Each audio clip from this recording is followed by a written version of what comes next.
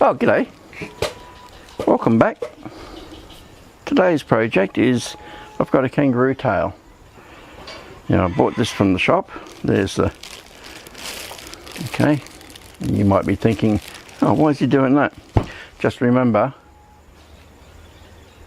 before you go and get a kangaroo tail from the wild, make sure you check out Parks and Wildlife. Because here in my state, you have to have tags. You have to buy tags. You can't just go out and shoot one. Okay, but this is a store-bought one. See? And what I'm going to do is, that's the way the tail sat. Okay, that's the bottom, that's the top. This is frozen, and you want them to be frozen.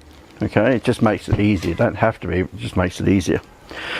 So what I'm going to do is I'm going to cut down the center here as best I possibly can, and I'm going to slowly pull it back.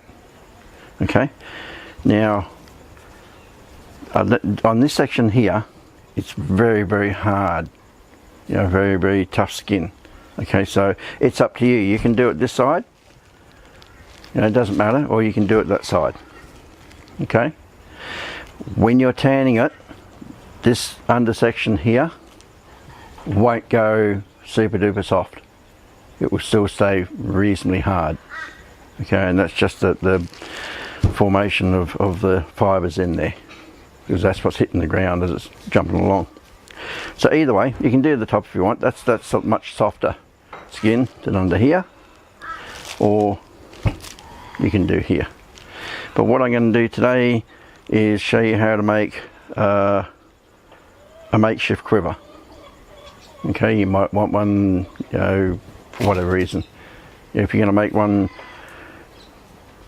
looks a little bit more professional, then you go and buy your leather. But what I'll do is I'll go and skin this one out, and I'll show you how to do it. I'll be back shortly. Okay, so what we do is we come down and we make a cut. Now remember, skinning will blunt your knife. So by the end of this knife's going to be blunt. What I've done is I've just peeled back a little bit of the here. Now what I'm going to do, my hand might be in the way, but what I'm going to do is just peel it off the bone. Peel it off the flesh. So what I'm doing is pulling it back. See how I'm pulling it back? Okay, just to help myself, because if you have a look in there, see all these little fibers? They're what keep the skin from falling off, basically. Okay, so what we do is just run the knife through there and peel them back. I find it, as I said, frozen, I find them easier. But they will blunt your knife very fast.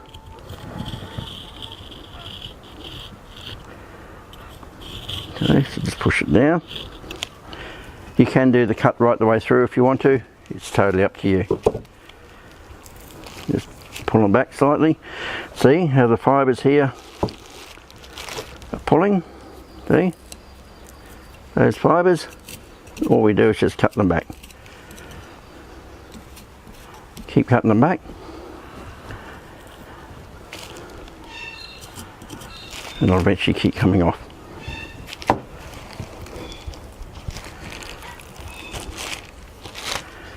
Get underneath it. Keep pulling them off.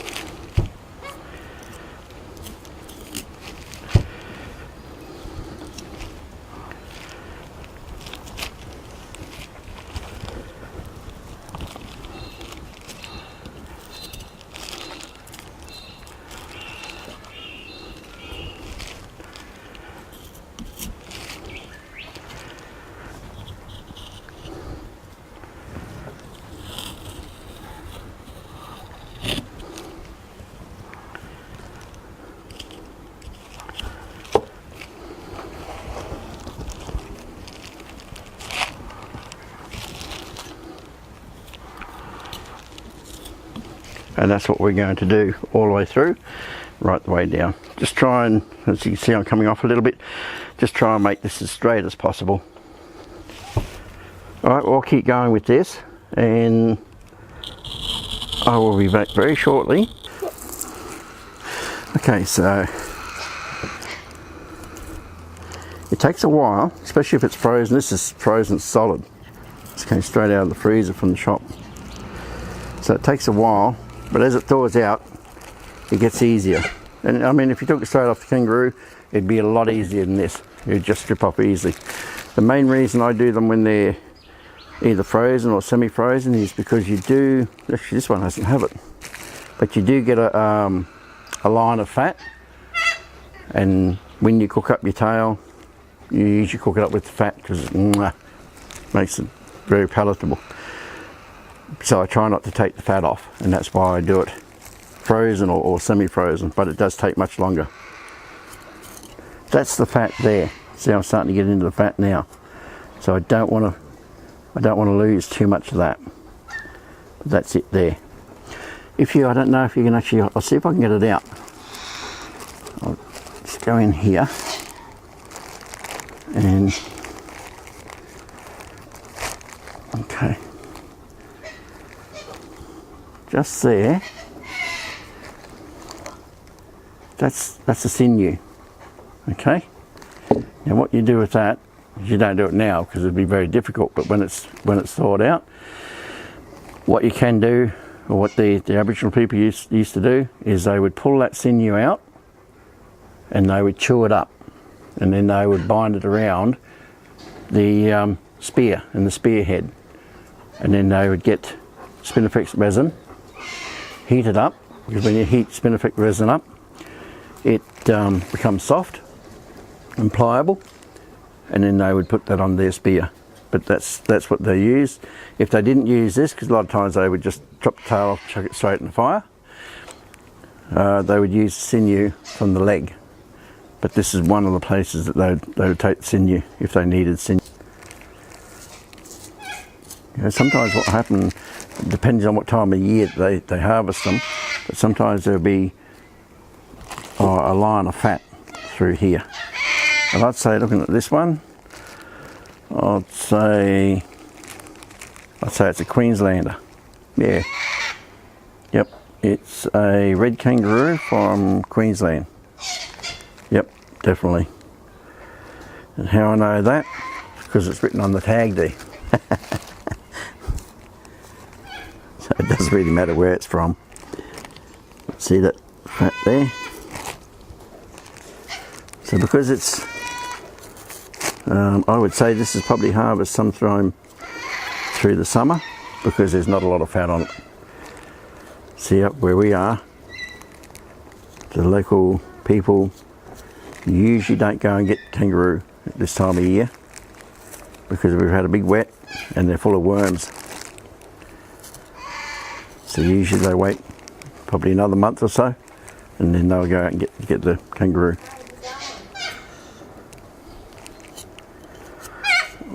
We'll keep doing. It's just,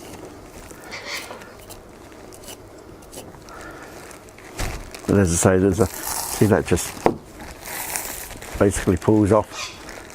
See, that's come to fairly frozen just here, so it's going to be a little bit harder. That's all right. That's why I've got a knife.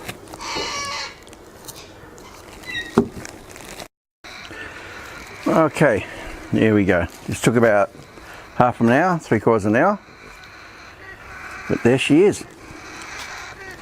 Okay, now that's the fat that I was talking about. See all the fat in there? There's not a lot of fat on this one. That's that. This should all have fat all over it. So I'd say this is definitely a summer one.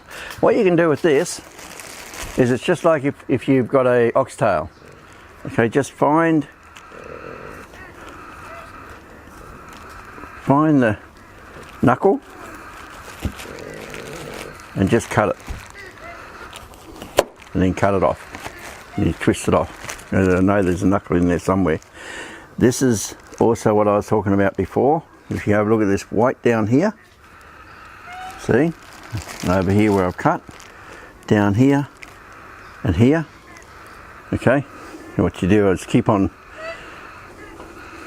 slimy. But you keep on pulling that out, and that's a good binding. As I say, spit in your mouth, chew it up to soften it, and it's a good binder.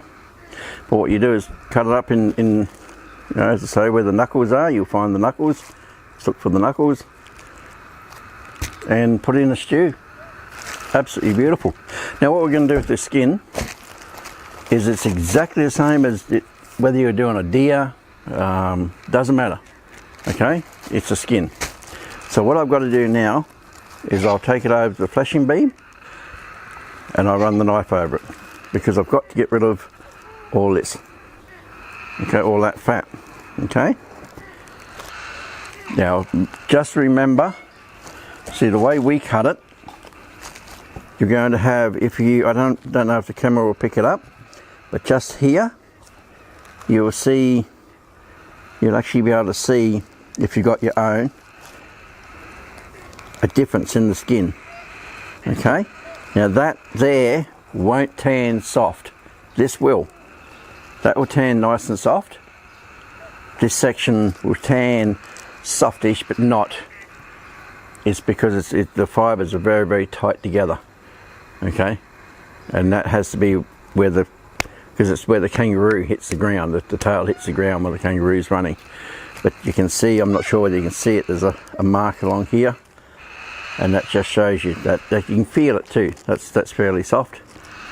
That's a little bit more dense. If you have a look in there, you'll see how thick it is.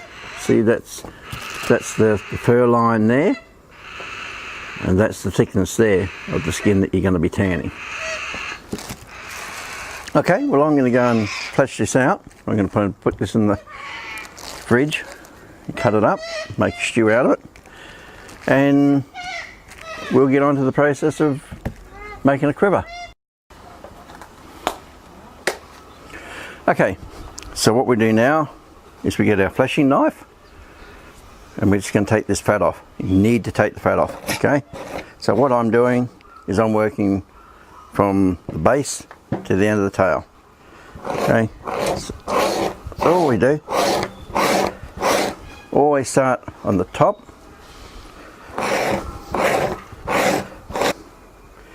Okay, don't worry about that, that's just dirt coming out of here. Okay, make sure you get all the fat off. Any flesh on there. Tails, when you do tails, won't have a lot of flesh. Okay, just see how it's biting in right in there. I don't want that. Okay, that's me pushing too hard, because you don't want to go through your skin. Okay, see, that's a little bit of flesh there. We just got to get rid of that. Okay, if you want to know how to flesh extensively, don't forget, it's on my DVD. I show you every single step, right from the start to the end. Okay, so what I'll do, so you get things like this, you know, oh, that's not flesh, that's just a bit of the skin, don't worry about it. Okay, see, bit of skin. Flesh will always be the red, see, that's the flesh. Okay, and the fat, well, you always see what the fat is. Don't push too hard, or else you will cut the skin. Okay, what we do is we go right to the end. What I'm doing is just pinching it on my body. I usually have plastic, I usually don't use this. Just go right to the end, take all the fat off, and then when you've done this process, it's ready. Usually with the quivers that I make out of kangaroo tail, I don't worry about tanning them, okay, because I want them stiff. I don't want them soft, because if they are, then what's going to happen is they're just going to fold down, fall down. You want them stiff. Okay, now if you find, like, once you sew that together, you might think, oh god, that's not big enough. Okay, What I do is I do stretch them. Okay, I do put the holes in here and I do stretch them open. They don't stretch a lot because of the fibres in here, but I do stretch them. Okay, then I let them dry stretched, and that way for two reasons. One, I get a little bit more out of it, and when it dries flat and it's workable. Okay, right, well, I'm going to do all that. I'm going to hang this up. I'll finish it off first. It's definitely not finished. Then what I'll do is I'll stretch it, which I'll show you how to do that in the videos, stretching hides. I'll stretch it, and looks like we've got visitors. Alright, I'll leave it there. I'm going to go and stretch this, and I'll show you the end result shortly. Okay, so here we are. It's been fleshed. It's all ready to go now. So what I'll do is I'll get my knife and I'll put holes in here, here, and across here, along here, and then I'll take it over, not to this frame, but a smaller frame. You don't need to use a frame this big, but just a small little box frame. What I'll do is I'll put it in there and I'll stretch it. Okay, that's good. You know, you don't want it much drier than that. As it dries, I just pull it up tighter, and as I was telling you before, you won't get a lot of stretch out of a kangaroo tail. A kangaroo hide you will, but not the kangaroo tail. But then what you do when that's done and it's all dry, smoke it. Don't forget to smoke it, because if you don't and you go along and you make your quiver, the crickets and everything will come along and eat it. Okay, so you still need to smoke it, and this is what you end up with. It's just something that will get you out of trouble. Okay, so what have we got there? We've got 2, 4, 10 arrows. Okay, you can put 10 arrows in it. Okay, all we've done, I've used the holes, I've utilised the holes that I put in there to stretch it, and I've just gone down here. Down here I felt it might be a little bit too thin, so I put eyelets.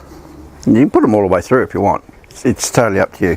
All I've done down here is I've taken the tail end and I've pulled it up. See, that's the tail there, that's the end of the tail there. All I've done is turned it up. Okay, so don't forget to smoke. That's the most important. It's not I mean, you can get better than that. You know, it's not elaborate. This one I made about 3 or 4 years ago. It did the job for me. If you want to make it bigger, all you do is you get 2 of these skins, sew them together and put them together. You know, this is all hand done, so what you can do is sew them together if you've got a sewing machine. Okay, so don't forget, smoke it, because I didn't smoke this one. This one hasn't been smoked, and the bugs did get to it. So you can see here. Okay, so most important. Well, I hope that's helped you. Might be a little project for the weekend for you. Just remember, if you want to learn how to tan any hide, there's our video. It's on Etsy. Feel free to go and have a look. What I do there is I'll show you how to tan a hide and leave the fur on, or tan it where you take the fur off. There's both steps. Okay, don't forget, like, share and subscribe. Much appreciated. Thank you very much. Alright, I'll catch you in the next one.